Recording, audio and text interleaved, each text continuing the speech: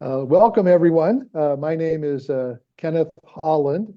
I'm the Chief of Party for USAID's Higher Education System Strengthening Activity, or HESSA. Here in Pakistan, I'm based in Islamabad. And the purpose of HESSA is to strengthen the system of public higher education in Pakistan so that the graduates of these universities are more employable in the private sector. There are three components to HESSA. In the first, we attempt to strengthen the leadership of our public universities. In component B, we seek to help universities improve the teaching, learning, and research conducted by the faculty. And then in component C, we seek to strengthen student support services. Today's webinar, Empowering Micro, Small, and Medium Enterprises Through Technology Transfer, Bridging Academia and Industry for Sustainable Growth, fulfills requirements of all three of our components. We are asking the vice chancellors of the universities to emphasize these industry academia linkages in their strategic plans and their budgets. We're working with the Office of Research, Innovation, and Commercialization at each of the universities, and also their business incubation centers to help foster research that is demanded by local industry from faculty. And also we're working with component C to help universities establish internships so that students have an opportunity to gain work experience at private companies before they graduate. Here in the fourth year of our 5-year project, we are emphasizing fostering linkages between industry and the universities. So I myself am extremely pleased to present this webinar to you. I'd like to introduce our moderator today, Mr. Islam Orban. He is one of our most popular and most accomplished trainers in component C. And he has done a great deal of work to improve linkages between our 16 public universities and local industry. So Islam, it's my great pleasure to turn over the microphone to you and ask you to introduce our distinguished guests. Thank you, Dr. Khan, for the great introduction. And it's always a pleasure to me to be among the HESSA project. And Assalamu alaikum, everyone, and welcome to today's insightful panel discussion about empowering MSMEs through technology transfer. In today's rapidly evolving economy, entrepreneurship and innovation are essential drivers for sustainable growth, particularly for small and medium-sized enterprises. And one of the most critical factors in fostering this growth is the transfer of the technology from research and academic institution into business world. We are fortunate to have with us a group of panelists who are thought leaders in the field of entrepreneurship, innovation, and education.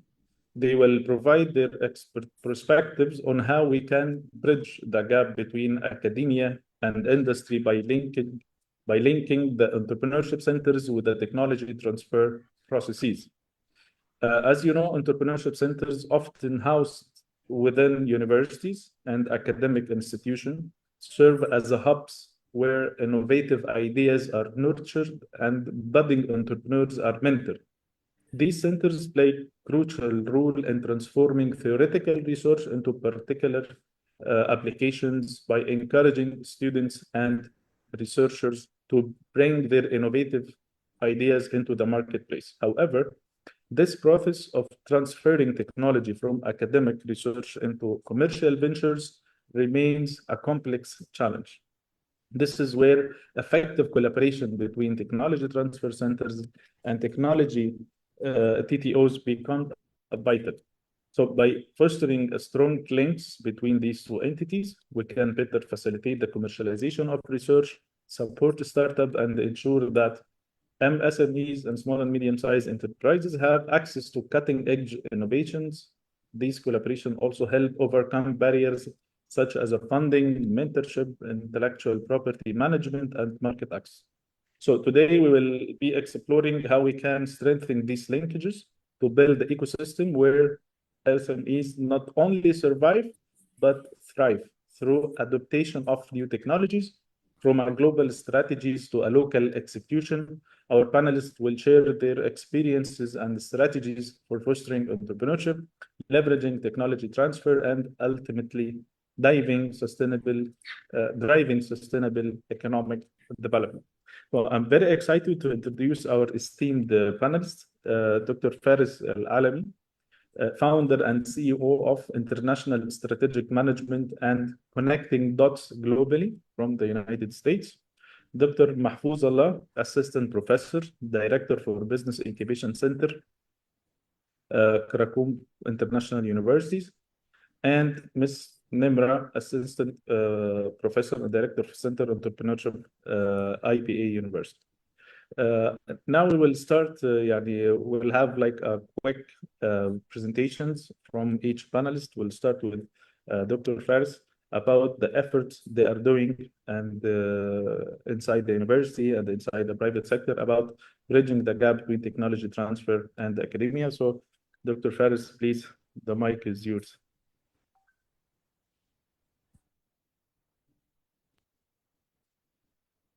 Islam, thank you so much, and thank you for our host. Thank you everyone for being here. Of course, for the participants. Thank you for all the sponsors. Thank you for my co-panelists. Can you hear me? Okay. Yeah. All right. I see someone raising their hands already. I'm like, maybe the sound is not heard. You can see my screen. I'm assuming. You could give me a thumbs up in the chat or put yes. So we could just to make sure. Yes, everything is good. Great.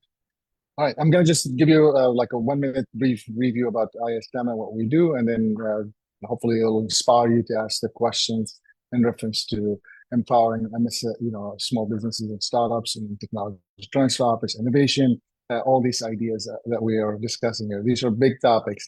So excited to be here with you. So ISM, International Strategic Management, particularly I'm going to talk about today, is we work with organizations supporting them launching entrepreneurship and small business development programs in the local community, with our focus for the last 20 some years has been on the underrepresented or under-resourced or underrepresented communities. And the way we do that, we have 2 tracks. The first track is we call the EDOs, EXOs, or enablers, sometimes they're referred to. These are the organizations that launch these kinds of programs in their community. And then the second track is the actual entrepreneurs, inventors, leaders of that community that are trying to start or grow their business, including the technology transfer or innovation or any technology. I've been fortunate enough to work with lots of organizations, many globally and some are local. So this is just not to I use this terminology, not to brag, it's just to share with you about the type of work that we've been lucky to work with, and as well as the depth that we may be able to share, as well as the narrow of knowledge based on what we have experienced working with these individuals and groups. And I'm always interested to hear if you want to hear about one of them or 2 or 3 max. You could put in the chat, hey, what did you do with this? What did you do with that? I'm happy to elaborate a little bit more. Our expertise and programs, I'm not going to bore you with reading the slides since you're going to have a copy of this recording. But generally speaking, we have some expertise around entrepreneurship and small business development, including TTOs, including internship, fellowship, and so on and so forth. And we do that usually by delivering certain programs upon agreement with the institution that we work with. All right. Excuse me. This is one of my favorite lines. There's a global reach with a local impact. Although we have a global reach, if we're not making local impacts, there's really nothing to be talked about. So we're hoping that as we go through this conversation today, understanding that your local impact is really important to start making a global reach. I'm going to skip this because, we work around these areas. I think this is one quick insight about how we approach it. We have been able to create a 7-step methodology on creating such programs in that local community, from understanding that it's much more complex than just having a program or two. Our way of delivering programs is always include multiple components. And I usually say this here because TTO offices and other ideas or internship or fellowship or startups, we might say one word, but really what it means is that there's just much more to it than what we may be saying. And there's always an ecosystem that we might want to think about as we deliver a program or enhance something. I'm going to skip these things here and stop so we could have maybe a conversation about this. Thank you so much, Dr. Faris, and very looking forward hearing more from you and our panel discussion. And now I'll hand the mic to Dr. Mahfouz Allah, please.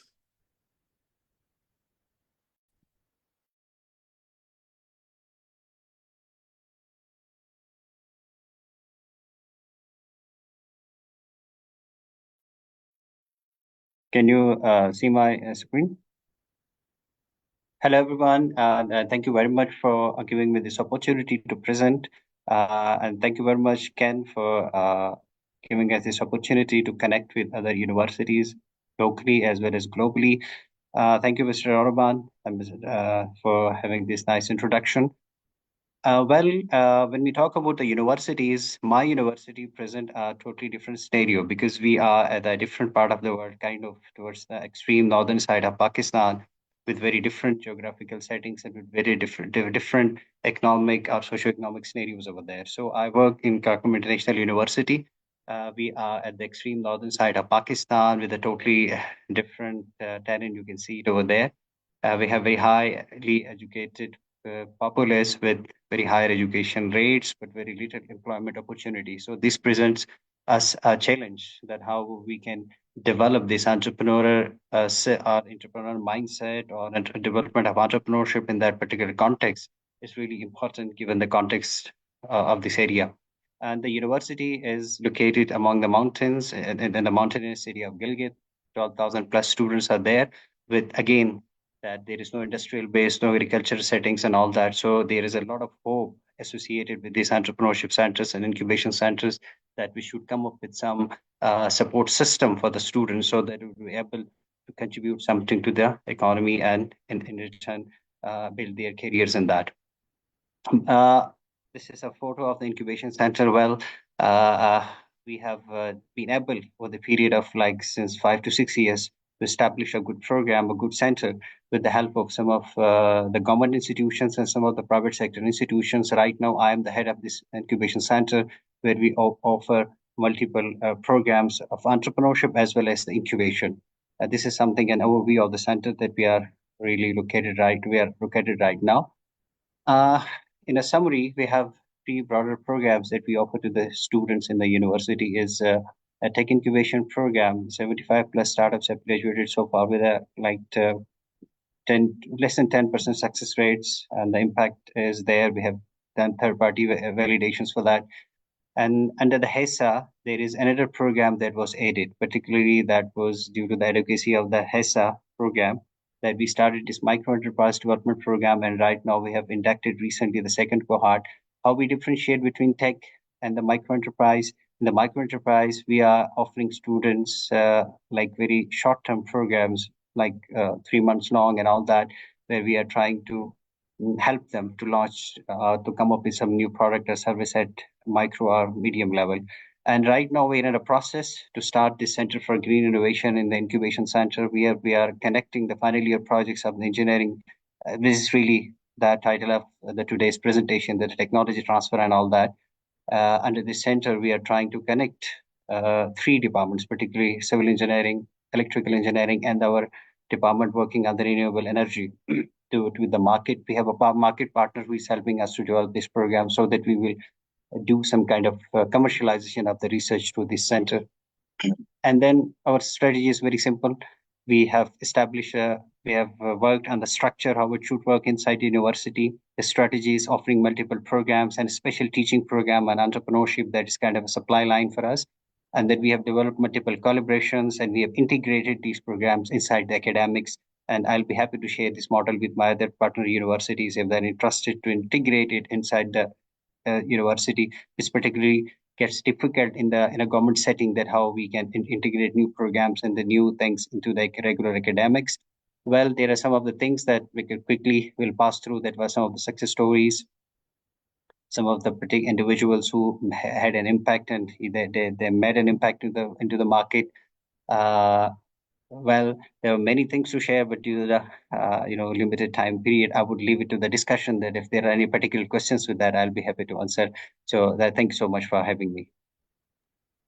Thank you so much, Dr. Mahfouz, for the great and very interesting presentation.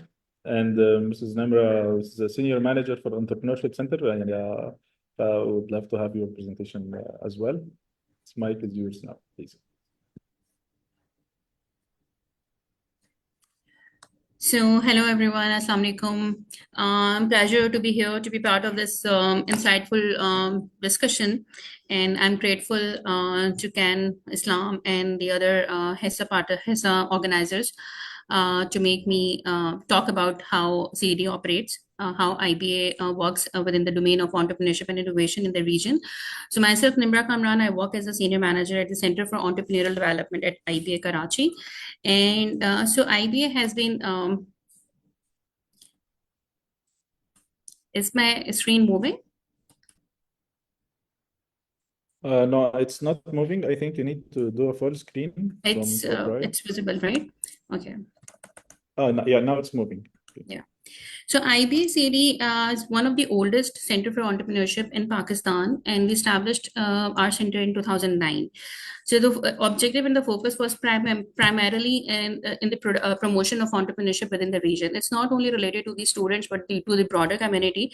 And initially, when we talk about 2009, there was hardly any center, there was hardly any awareness about entrepreneurship and like alternative ways of employment. So IBA has worked a lot in this, and the dedicated focus on entrepreneurship and innovation significantly increased overall performance. When we talk about the startups and when we talk about creation of job and innovative ideas, it's how IBA CD started working in this area.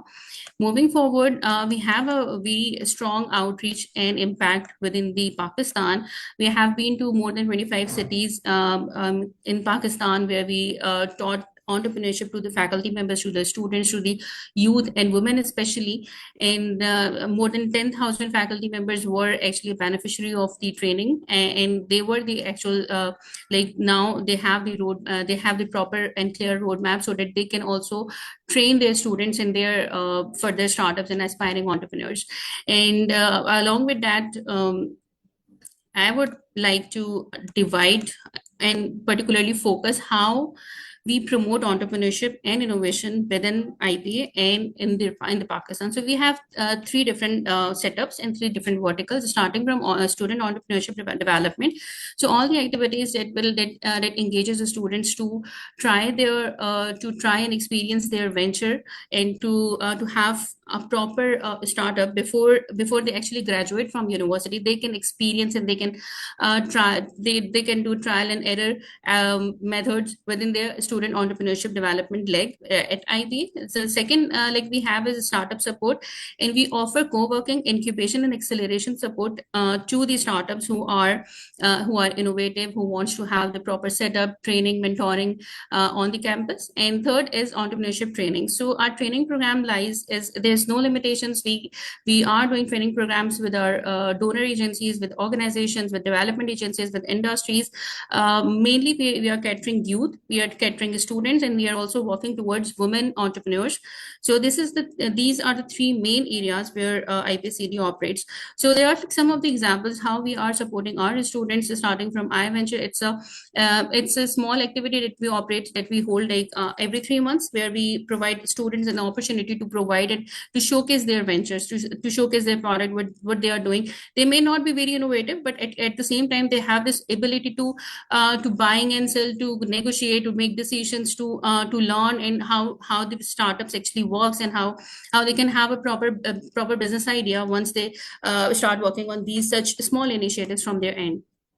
iSolve is one of the another activity that we hold for student. It's basically students have to identify the problem statements, problem areas that they face within the IBA facility. So it's on-campus initiative that the students need to identify this is the problem area and they need to work on it, and they need to make solutions for it so that other students cannot get the similar kind of experience that they had because it was a problem for them. So iSolve was also a very successful event, and the students participated in it from all around IBA.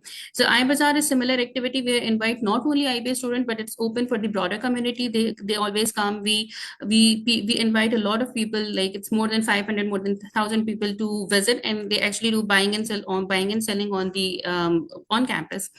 Third is iCreate. So we provide spaces to a startup. So it's like students, if a student is interested and the students have a different idea, they want to have some kind of a space to actually do the trial and error, we provide these kind of steps. So the last picture in this in this slide is it's a container especially built for students who want to sell merchandising of IBA. So this was provided by IBA admin, and this is the same thing, iShop.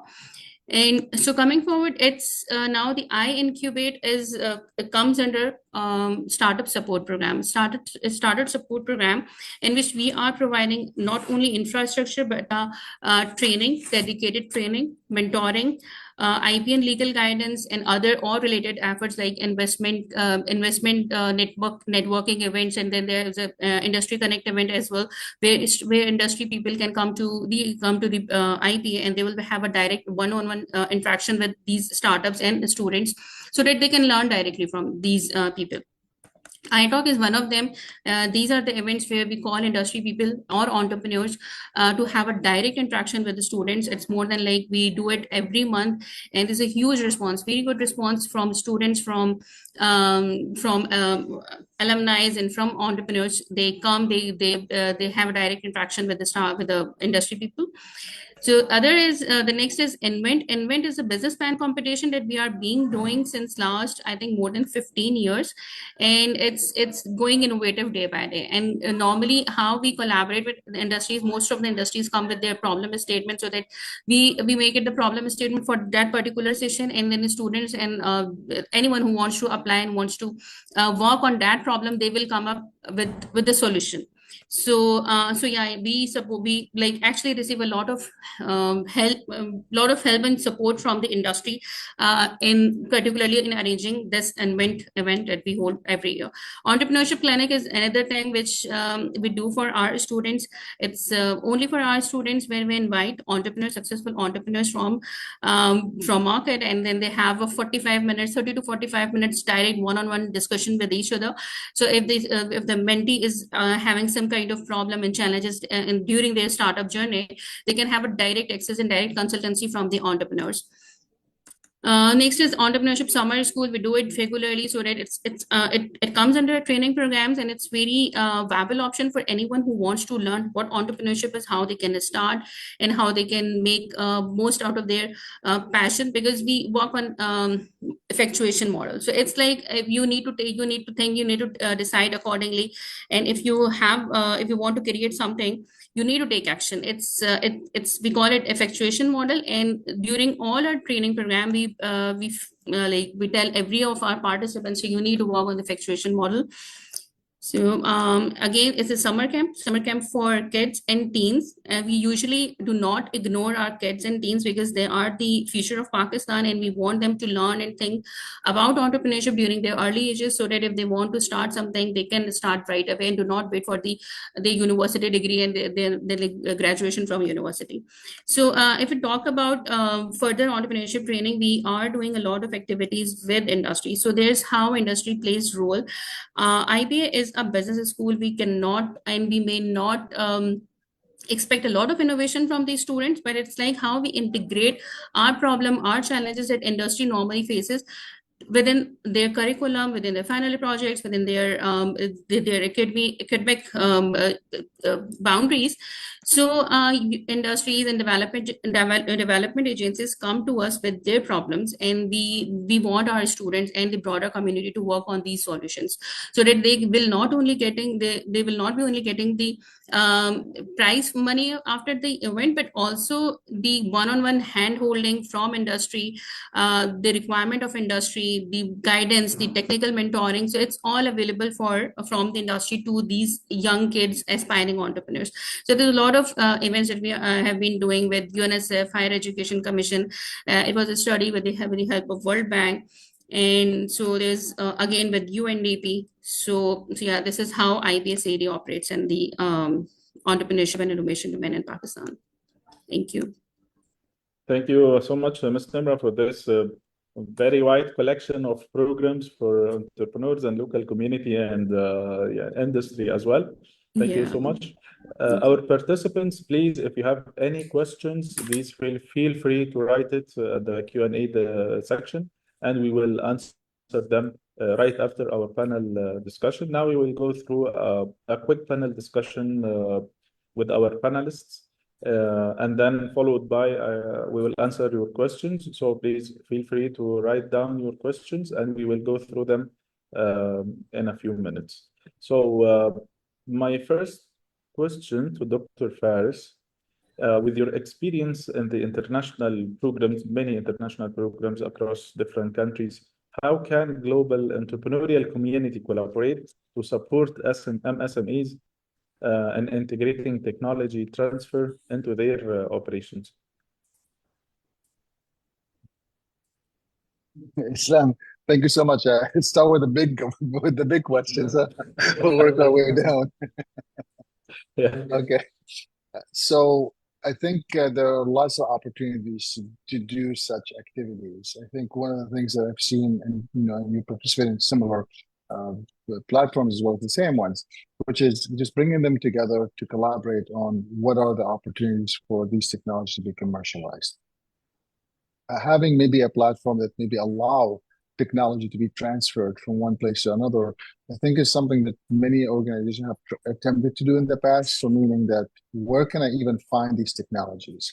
Even the university itself sometimes struggles to have all of the technologies available to which field. As you know, one technology could be used in so many other platforms. The example I usually say, you might create an algorithm for financial institutions, but that same algorithm could be used for medicine, could be used for personal finances, and so on and so forth. So having that kind of variety available for people would be great. There are some, other platforms today that already exist, such as the Global Entrepreneurship Week and many others that could potentially allow people to go and exchange ideas and pitch each other, or at least network with each other. In addition, in networks like the one you're in Islam today, the one I'm in, just my company alone, right? Each one of us have our own connections, our own, and of course, same with the panelists and some with many of the people who are attending. You have your own connections, your own methods, your own ways that you could potentially create it. But it would be awesome if we ever had one platform that basically said, let's all meet, talk about the technologies that are available for commercializations today, and create maybe a way for entrepreneurs to be exposed to these ideas and maybe potentially license them right then and there. From what I've seen that has worked is really a mix of things. Some of the universities I work with, a lot of times people just look at the TTO office and look at the results, but I always say, you got to look at the TTO office and all the activities around it. The example I use is the University of Michigan as an example. Sure, there's a technology transfer office. There's also a venture office. There's also an entrepreneurship office. And all these things work together somewhat intentionally and somewhat unintentionally. But then also think about all the classes that are offered around entrepreneurship and how they perform it. One of the classes I was lucky enough to mentor for 15 years, the concept behind it was, let's bring some of the technology that need to be commercialized. Let's give them to teams of students that they could work on them. Let's bring what they call, the principal investigator, the PI, and then let's bring people from the street, people like me, right, who run businesses or understand business, and let's have them mentor the students to understand what the what the technology is from the PI themselves. And then let's make them have a midterm of pitching angels or even mentors. And in the final, maybe pitching VC or even just other mentors to help them understand what's the process of commercializing technology.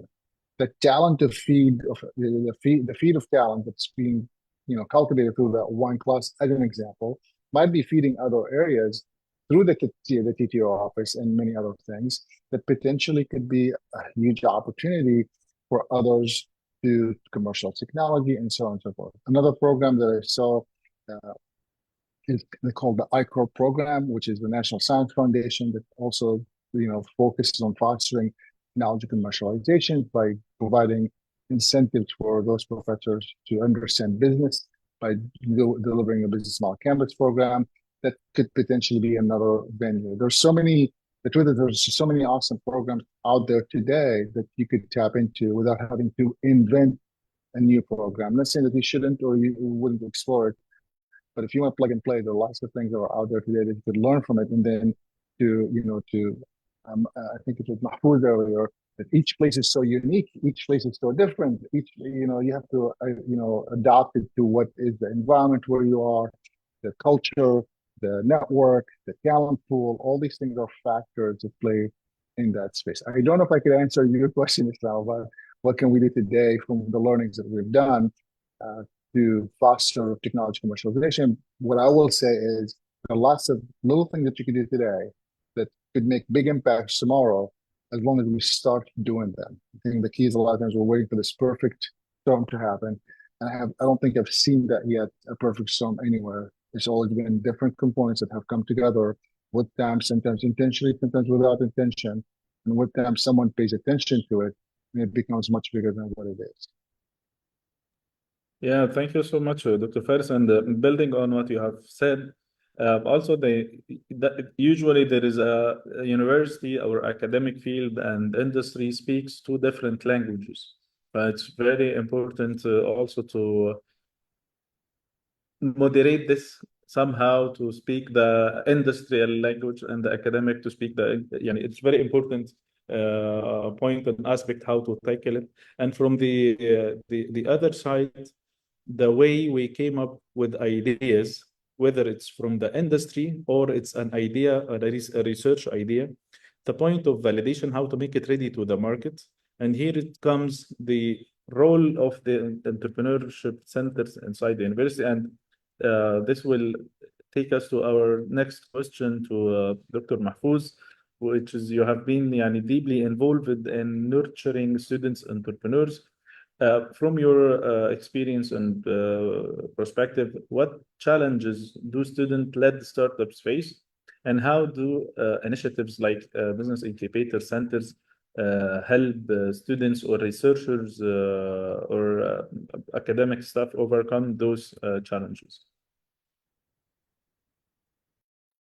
Thank you, Islam. Well, talking about the challenges faced by the student startups, well, the thing I have noticed so far is the very first thing that is the real challenge is their commitment and persistence. I would rather say that in these terms, that when they have a lot of commitments inside university, and they're at the same time they are connected with any entrepreneurship center or incubation center with a startup, and there's a lot of things going on the both side parallelly. So there comes the point at sometimes, particularly in my context, that we have to do a lot of effort to keep them connected, to boost their morale, and to help them with the things that I could do from the incubation center.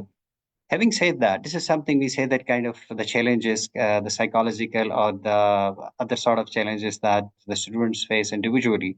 But when it comes to really working on their startup in the real time, the very first thing is that they struggle to validate their idea at the very first stage, because it's kind of initially I have seen what they try to be very extremely innovative. They're trying to come up with a solution that they want to try to be new unicorn, or they have to develop something new like WhatsApp or something. But at the very beginning, they are very much enthusiastic about their idea. They gratefully, when they fail to validate, or when they fail to I would rather use the word fail, but they see the ground realities with the real time in the real time situation. So this is the very critical time when incubation center, the mentors step in to help them, to keep them on the track, and to see what they can do, what they cannot, what's real and what's not.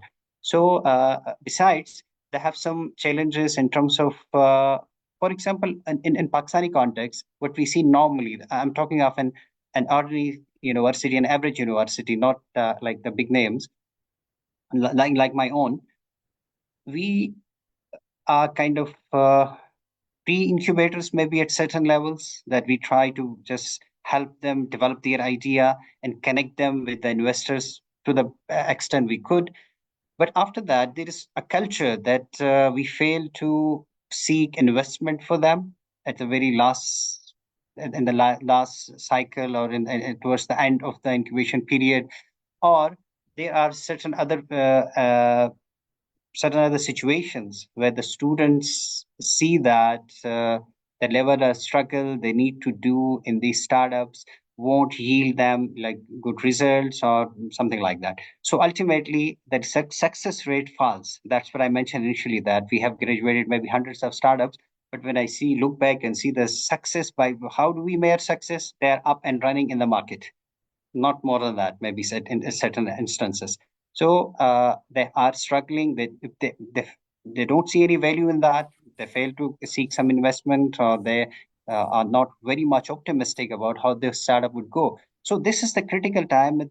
So it all depends on the entrepreneurship program or the incubation program they're incubated in. There should be a strategy from the very first point, that how they should pass through. Though we set certain milestones and we do these trainings and our mentorship programs and all that, but there is really something goes. I don't see it. It's kind of a subtle thing, that how the point one is integrated with the last point, and how the student sees value in it. How the student finds it valuable and more relevant to what he or she is doing in that university, and they are able to create some value outside. So these are certain things are under my observations that I have seen over the period of time, and let's see how we are able to, how we can help them based on our experiences. I don't know whether the question is answered or not, but these are some of my experiences with the student startups so far. Yeah, thank you so much. Yani, you mentioned some very important yani, keywords in different yani, areas and different stages of building the startups. Yani, I'm trying to keep the moderator rule not to go inside and yani, do a lot of interventions. But yani, just about the investment part, because usually one of the biggest mistakes startups or entrepreneurs think of when they want to start a business or a startup, they think of the money. This is the first thing that they think of, which is actually, if you thought of the money at the beginning, you will do nothing. And actually, money is always there, and there is a lot of investors, a lot of investment bodies, venture capitals, angel investors are looking to invest in startups and innovative idea. The idea is, are you ready for that? Do you have what it takes to get the investment? How to get this investment? So there is I believe there is a big need for investment readiness programs, how to pitch our ideas in a right way. We should understand what investors are looking for, and we don't sell the technical part of the idea. And this is usually the case inside the academic institutions. We go and we talk technicalities. We don't talk business. So this is one of the big major gaps in the investment part, and one of the big elements in fundraising, and one of the issues we see a lot every day. And this takes us to Mrs. Nimra for the very wide programs, mashallah, they are doing in IPA. And particularly your work revolves around inclusive entrepreneurship, especially for women. So what key barriers do women entrepreneurs face in adopting technology for their businesses, and how can this be addressed there? So thank you so much, Aslam. So I would say it's not about like we understand that technology adoption is not only difficult but it's expensive, right? So and if we talk about Pakistani women, 70% of our our population is youth, and out of which if we say 50% is women, we need to understand that 50%, the entire 50% is not privileged, right? So it's just a very little percentage that are like privileged, and they can have all the access to the finances, to the trainings, to mentoring, to technical adoption of technology, everything. But how about the remaining one, like the women who are working from home, the women who want to start, and they are facing a lot of challenges in terms of like starting from, like they do not have the drive to expand, right? It's something like Dr. Mahfouz was saying, the commitment was a part. So most of the women are like facing a lot of issues in managing their work-life balances, and they don't have the drive because they know that they won't be able to pursue it further. And the one reason which I feel a lot is we do not celebrate our women achievement in Pakistan. So it's most of the time like you won't say a woman celebrating their successes and converting their businesses into $1 million companies, or not even $1 million company, but a little big established entrepreneurs and enterprises. So it's something we need to integrate, or like tell them like they can do, they have the power, they have the ability, they can start their venture, they can expand it further, so that they can also be creating employment opportunities for other similar women, right? So moving forward, the other challenge that we had faced is access to relevant resources, right? Relevant resources means it can be a training, that can be a proper information about like where to go, how to start, and whom to look for. Are there like these are the incubation centers, the entrepreneurship centers are what they are offering to these women. So we need to make our marketing and advertisement move targeted towards these women. Maybe, I don't know, by collaborating with different organizations, by collaborating with universities further by advertising it on every kind of portal, because might be these women cannot be using the social media as such, like the other women are using, who have all the privileges. Third is access to resources and funding. So no, once you think about like you have to start business, now you want to adopt some kind of technology, some kind of software, or maybe like use of the extensive use of social media to promote their businesses, they don't have the resources, they don't have the funding, right? So it's again one thing, we should not be providing them a funds directly, but we want them to know like there's multiple kind of opportunities available in the system, like banks are offering loan. The bank, if they are not, they should be offering some kind of interest-free loans to these women. And we do have like another strategy that we call bootstrap, like you have to call your friends and family to pitch in some kind of money, and maybe you share your equity with them. So there are certain initiatives, certain activities that they can take, and they can get the financing and funding and adopt technology for whatever is suitable for their businesses. And again, so once you adopt the technology, you have to have the technical skills or ability to execute it properly, right? So they need to have a technical skills and abilities. And for that, I think they need to get themselves enrolled for training programs, which a lot of organizations are offering free of cost also. But there are organizations which are directly offering training programs, which is customized for these women. So there's some of the challenges, and I also presented some of the issues for like solutions for them. So I believe like we need to work together to make this entire system workable for these women, so that they can come forward and have their own ventures, successful ventures. Yeah, thank you so much, Mrs. Zimra. And I want to remind all the participants, please, if you have any questions, please write it down and we will answer it. We got one question so far, so we will, maybe we can continue our discussion until there is some more questions. I hope no question is mean everything is good, but more questions will be more welcome. And about the technology transfer and the programs, actually, one of the models in Egypt at the Pitch University in Egypt. So how can technology transfer could be another revenue stream to the university, and at the same time, we can impact the industry and solve a real industrial challenges with research. So it is very important also for academic institutions to have an internal process flow to develop these consultancy work, and at the same time to monetize the assets and the resources inside the campus, convert it into services, and those services are delivered to the specific customers or the specific needs. Yeah. One of the the models also, there is a lot of models, a lot of practices in this area, but it's very important to make sure to speak the language of the industry and to deliver the service with the under the labels and the names that industries are looking for. Because if we talk the challenges from the industry, it could be the research topics for research. It could be a graduation topics for our students. And those graduation topics and those research could be an innovative ideas. They could also go inside the business incubator to turn those business ideas into converted those ideas into real businesses, and to get the support and go to the process. So it's capitalizing on the whole chain of the students and the researchers and the local community of our universities, understanding our resources and the need of local community could makes us deliver a much better program for this, inshallah. We have a question for Dr. Mahfouz.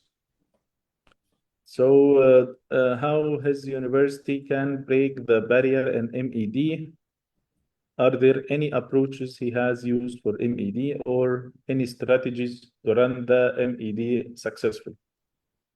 Dr. Mahfouz, you see the question, right? Yeah, I can see the question. Well, our colleague, Mr. Nawad Ali Shah, Sayyid Nawad Ali Shah has posed this question. Well, again, I think that I have done some good homework, I would rather say, before starting these programs. This is in a public sector setting, the government setting, things are very much constrained under certain laws and policies and all that. You cannot aid or remove anything from the regular procedures unless and until there is like a strategy that you already have mentioned. I would like to talk about that. First of all, that what I did initially was when the MED was being added, I did one thing very quickly. I disintegrated from it the whole incubation center from the ORIC. So we became an independent administrative unit. The second thing was I prepared a whole roadmap. I prepared a document including all these programs, their justifications, their value, and everything. And I did some lobbying inside the university with the members of the syndicate, with the members of the Senate. So they helped me to refine that document, and that I took it to the syndicate, which is our statutory body. And there they invited me to discuss the idea. I did discuss, and luckily I was able to convince them, and they approved it, and the document went to the Senate. And I'm talking about a public sector university, how things work over there. And when I got this confirmation from the Senate, we formally inaugurated this program. This how I was able to break these barriers that are very common in the public sector universities. And throughout this process, I had the support of the Vice Chancellor and my team that was working with me. And secondly, are there any approaches? Yes. For example, the very first question they would ask from you is, what is an MED? Why you want to differentiate it inside an incubator?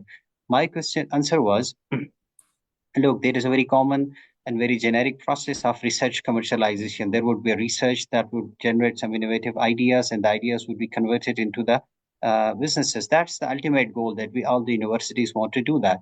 But this is kind of a long process, and the success rates, you never know. You're not sure that when this you have to kiss all the frogs, you never know which will turn into a prince. So now in this context, an MED is there to readily help the students, firstly, to promote the entrepreneurial thinking, and secondly, to practically help them to to turn their idea into a business. So with less innovation, I won't say that minus innovation, but we are not focused on very innovative ideas, rather helping students like my colleague from IBA mentioned, Ms. Nimra mentioned that I've seen their iVenture and all that when they're in IBA. This is really wonderful effort that you're helping students to buy and sell something on the ground so that they will get motivated when they see they can earn, they can build onto that. This how the MED was differentiated from the typical traditional incubation programs that we normally host in the incubation centers. Having said that, the strategy is, as I mentioned in my presentations, you have to work on how you are structured, how effective your team is, and secondly, are you able to seek or have the support of your leadership? Is there any like a solid reason that they will help you? Have you shown some results in the past? It's just the paperwork that you are presenting them every time. And thirdly, very important thing is we established a program in this year, particularly in the last month, in this semester, in the fall semester, which I was and my colleagues who were there in the summit. They have, I think, listened from my side that I discussed it, that we are focusing on entrepreneurship teaching program. How would you convince people to come to incubator? How would you let them know? Generally, yes, you might go for the seminars and the boot camps, but how many attend them? Maybe 20, 30. How about the rest of 12,000 students? How you are interacting with them? So the strategy we proposed was, again, for following all these formal channels, we started an ETT program, Entrepreneurship Teaching and Training Program, where this course already is a compulsory course in the universities. Already it's being taught in the undergrad and postgrad programs. So we requested the university administration to hand it over to the incubation center. We designed this course. We provided the trainers, not the faculty. So they worked in the all 22 or 3 departments we are having, supplying us with the fresh ideas to the incubation center. So this how all the 3 things that you have asked in your question. I can please feel free to share your contact with me. I'll be happy to share all my documents that I have, what I've been doing inside university. Thank you. Thank you so much, Dr. Mahfouz, for being very helpful as always. We have 2 more questions. First, how do cultural and societal factors influence the adoption of success of micro-enterprise programs? Yeah, this is a very important aspect, and I think Dr. Faris could be the best one to answer such a question in general about the culture and societal factor and its influence of the success of the micro-enterprise program in general. And the next question, we can answer it very quickly before going to Dr. Faris. Is it possible from Zoha Abdul Rashid? Is it possible for undergraduate students to publish their own articles if they have an innovative ideas? How can we get the help of incubation center? Actually, Zoha, the incubation centers inside the universities are there because of those. They are looking for those innovative ideas. They want to support it. Just go to if your university has a business incubator, go to them, pitch the idea, and they will support you with different means, starting with the mentorship, training sessions, giving you access to networks, access to experts in the field, and they will provide this support. And now going back to the first question with Dr. Faris, so please go ahead.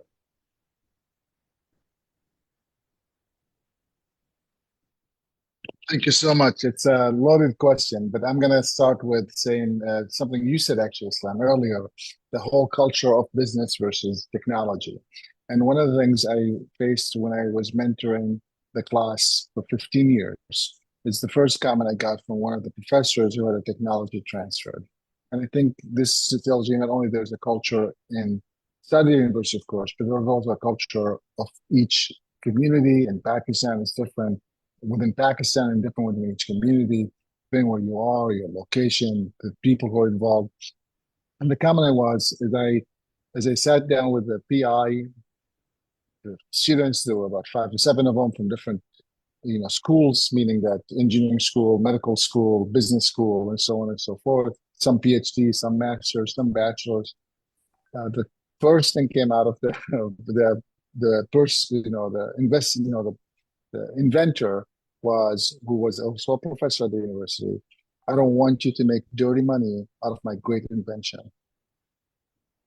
So, of course, I was shocked because here I am, I'm volunteering my time, my effort, driving maybe an hour to get to this location to help them think through it. And I said, I'm sorry, say that again.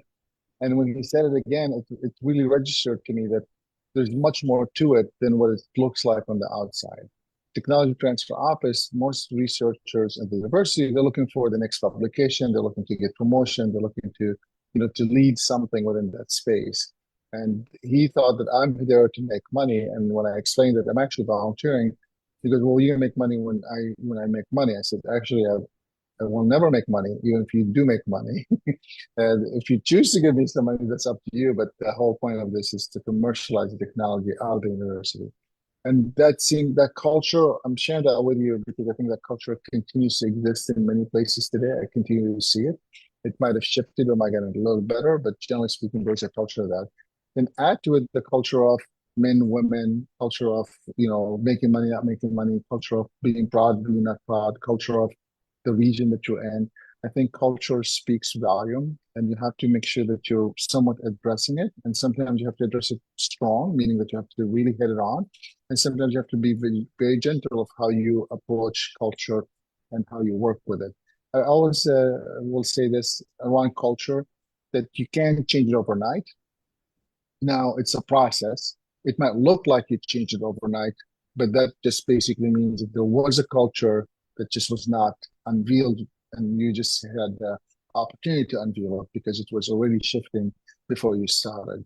So just be aware of it. I would make sure that it's, you spend the time explaining it to people to what to expect. For an example, if you know that something is going to take 3 months, make sure that you tell them it's 3 months. Don't try to say, "Oh, it's going to be just a couple of days and it'll be done." We all know that technology commercialization is a long process and it takes time. So helping them know that, okay, we're going to run into these speed bumps, is going to happen. It's much more better that way than it is to say, we should be done in 3 months and we should have the technology out in the marketplace. Thank you, Dr. Faris. And one more thing, a very small thing to add. Usually entrepreneurship thrive at the challenges situation and challenges economy. So when there is a lot of challenges, this is a very good environment for entrepreneurship, because it's the mindset of the entrepreneurship generally, how we can find innovative solutions for the challenges based on the available resources. And we have another question, Dr. Shakil.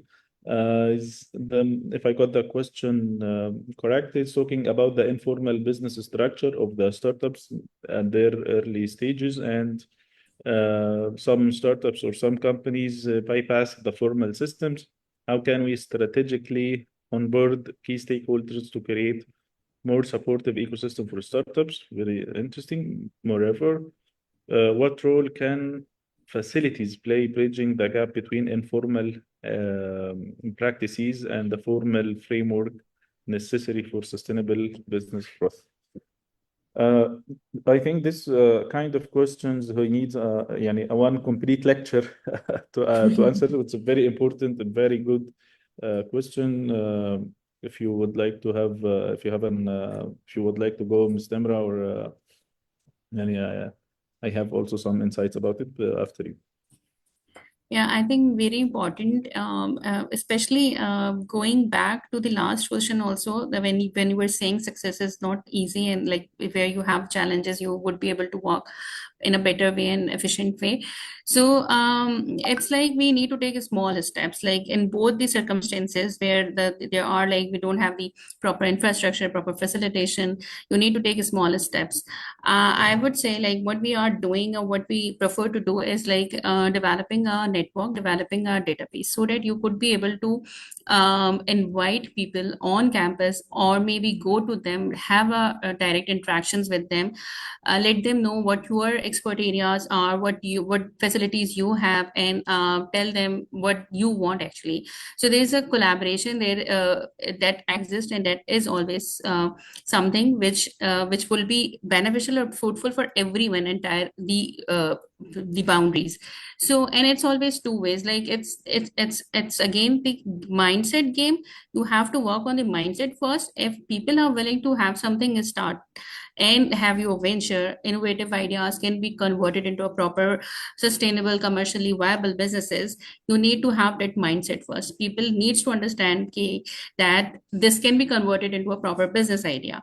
So maybe you can start with having a interactions more often, and providing them trainings, providing them mentoring, providing them consultancies, providing them the conducive environment is also very important. And again, the faculty at both universities are the most maybe easy access, but in terms of like how they would be able to contribute to the entire ecosystem. So it's important to engage your faculty, your alumni, your network, and bring the most viable solution in a way that which will be helpful for others who seeks help and support. This is. Yeah, thank you, Mrs. Nimra, for your answer. And also one more thing to add for Dr. Shakil about the legalities and formalities of the startups. Usually, startups at their early stages, we advise them not to go formally until there is a need to do some contracting with other clients, because at the beginning they are still in they are trying to validate the concept, validate the business, as Mrs. Nimra said. And then whenever there is a huge or a need, this is clear. So we advise them to go with the legal people and to take a legal steps formally. And there is a lot of stakeholders associated with the startups, some ministries, some agencies, authorities, and the ecosystem. It's very important to set together and adjust the practices. Sometimes the laws needs to be enhanced for startups to encourage startups, give them some incentives. So it's very important the ecosystem sets together to have whether it's a panel discussions, summits, and universities can play this mediating role, inviting all the stakeholders together to initiate the discussions as well. We have, it's all we passed our time. We have another question from Mr. Nahel Muhammad. He wants to know more about the Pakistani ecosystems, and if there is a resources, books, and magazine, to know more about the entrepreneurship ecosystem in Pakistan. I think there is a lot of online resources, and there is a lot of websites. Studies being done. Yeah. Maybe we can put you in contact with our colleagues. Just because our time, I don't want to take a lot of your time. I would love to thank you so much, and I will invite Dr. Khan for our closing remarks. So please. Thank you, Islam, and thank our panelists for such a stimulating discussion. And I do want to shout out the International Institute of Business Administration at Karachi and Karakoram International University in Gilgit, because they are two of our partner universities in the HESSA project. So thank you, Nimra. Thank you, Mahfouz. And thank you, Faris, for your insights as well. So we have a feedback form that's in the chat box. So we ask all participants and every person in the audience to complete the feedback form that helps us provide webinars that are of interest and use to you. And also I would like to ask Islam if he would write a brief report and send to me, connecting the webinar to the goals of HESSA, which you are very familiar with. So as I travel around Pakistan, I'm always pleased when I talk to young people and I ask them, what are your dreams for the future? And many of them say to me, oh, I want to be Bill Gates. They have this love for entrepreneurship, both men and women. So I think that's a real strength, that not only is Pakistan a young country, as you mentioned, but it's also a very innovative and entrepreneurial country as well. So thank everyone for your participation, and we hope to see you again at another webinar. Thank you. Thank you. Thank you so much. Thank you so much. Thank you. Goodbye. Bye. Bye.